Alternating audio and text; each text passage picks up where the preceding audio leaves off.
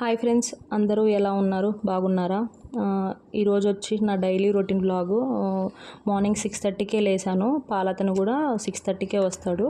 First ఇల్లు cleaning చేశాను పొద్దున్నే లేవగానే, ఎందుకంటే ఈరోజు ఫ్రైడే కదా, పూజ చేద్దామని ఇల్లు క్లీనింగ్ చేశాను అనమాట. ఈరోజు కూడా నాకు కొంచెం వర్క్ ఎక్కువ ఉంది, స్టిచ్చింగ్ అవన్నీ. మా అత్తయ్యకి కూడా హెల్త్ బాగాలేదు. తను కూడా, మా అత్తయ్యని హాస్పిటల్లో అడ్మిట్ చేసామన్నమాట. మా సార్ హాస్పిటల్లో ఉన్నారు, నేనేమో పిల్లల్ని చూసుకుంటా ఇంటి దగ్గర ఉన్నాను. బ్రష్ చేసుకొని ఇంకా పొద్దున్నే లేవగానే కిచెన్లోకి వెళ్ళి టీ పెట్టుకొని టీ తాగాను. ఇంకా నేను పూజ చేద్దాం అనుకున్న రోజు ఏం చేస్తానంటే, ముందు రోజే పట్టాలన్నీ క్లీన్ చేసుకొని పెట్టుకుంటాను, హడావిడి లేకోకుండా ప్రశాంతంగా ఉంటుంది కదా అని చెప్పేసి.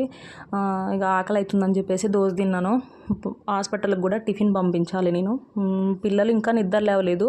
పిల్లలు లేసరికి పని అంతా చేసుకుందాం కదా అని చెప్పేసి నేను కూడా తినేసి ఇంకా వంట చేసుకోవాలి కదా, హాస్పిటల్కి కూడా వంట పంపించాలని చెప్పేసి కర్రీస్, రైసు వెళ్ళి ఇచ్చేసి రావాలి. పిల్లలేమో ఇద్దరే ఇంటి దగ్గర ఉన్నారు, వాళ్ళకి ఇబ్బంది అవుతుంది కదా ఫుడ్కి దానికైనా అని చెప్పేసి ఇంకా వాళ్ళు ఒక ముందుకే వంట అంతా చేసుకొని పెట్టుకున్నాను. పొద్దున్నే ఒక కస్టమర్ అయితే నాకు నిన్న బ్లౌజ్ ఇచ్చారు. ఈరోజు పొద్దున్నే బ్లౌజ్ కావాలని చెప్పారు. నేను బ్లౌజ్ ఏమో నైట్ కుట్టాను, కానీ పొద్దున్నే ఏమంటారు కాజా పట్టి, కాజాలు, ఉక్సులు కుట్టలేదన్నమాట. అవి పొద్దున్నే లేచి ఇంకా పని అయిపోగానే పిల్లలు కూడా లేసారు, టిఫిన్ చేసి వాళ్ళు స్నానాలు చేస్తున్నాను. నేనేమో తొందరగా ఉక్సులు, కాజాలు వేసేస్తున్నా. ఇంకా ఇప్పుడు మీకు చూపిస్తున్నాను కదా, ఈ శారీస్ వచ్చేసి వాళ్ళవే. ఇవేమో అర్జెంట్ ఏం లేవు, నిమ్మలంగా కుట్టమన్నారు. కానీ నేనే ఇంకా మళ్ళీ ఇంట్లో ఉంటే ఇప్పుడు మళ్ళీ మర్చిపోతుంటాము, రోజు రోజుకి లేట్ అయితే సడన్గా ఫోన్ చేసి ఈరోజు మధ్యాహ్నానికి, ఈవినింగ్కి కావాలంటారు. అందుకని చెప్పేసి ఎందుకులే అనేసి ఇంకా అన్నీ కుడుతున్నాను. నేను ఎక్కువ శారీస్ అయితే కట్టుకోను. ఇవి కొంచెం నాకు ఎందుకు బాగా నచ్చింది. ఫస్ట్ నేను ఇప్పుడు నేను వేసుకున్నాను కదా మీద, ఆ శారీ ఒకటి, ఈ బ్లాక్ రెడ్ కూడా నాకు బాగా నచ్చింది. ఇది కూడా మంచిగా అనిపించింది. ఈ రెండు నాకు బాగా నచ్చాయి. నేను వేసుకున్న శారీస్లలో ఏ శారీ బాగుందో కూడా ఖచ్చితంగా కామెంట్ చేయండి.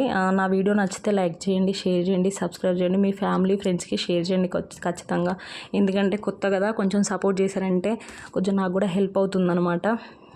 నా వీడియోలో నేను స్టిచ్చింగ్ వీడియోస్ పెడుతుంటాను, డైలీ వ్లాగ్స్ పెడుతుంటాను. మా అత్తయ్యకి హెల్త్ బాగాలేకపోవడం వల్ల, ఫీవర్ రావడం వల్ల, హాస్పిటల్లో అడ్మిట్ చేయడం వల్ల కొంచెం వీడియోస్ తీయాలంటే నాకు ఇబ్బంది అవుతుంది. అలాగే స్టిచ్చింగ్ కూడా చేయించుకునేటోళ్ళు కూడా ఉన్నాయి, కొన్ని కుట్టేవి.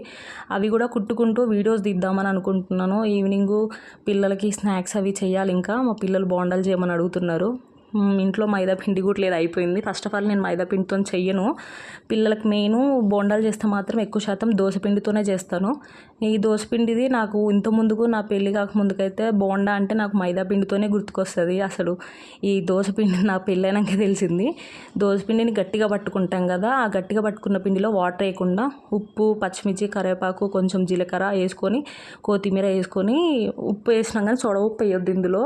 ఆల్రెడీ పులిసిన దోసపిండి కాబట్టి మంచిగా వస్తాయి. ఇవంతా చూసారు ఎంత బాగున్నాయో. పిల్లలకి కూడా హెల్త్కి మంచిదే కదా, మైదా లేదు, సోడా ఉప్పు లేదు. ఇవి కూడా మీరు కూడా ట్రై చేయండి ఇట్లా దోసపిండి ఉంటే మాత్రం. ఇది వచ్చేసి మా ఆంధ్ర కొబ్బరి కారం అనమాట. మా పిల్లలకి బాగా ఇష్టం, బాగున్నాయని అంటున్నారు మా పాప. మీ వీడియో నచ్చితే లైక్ చేయండి. Thank you so much.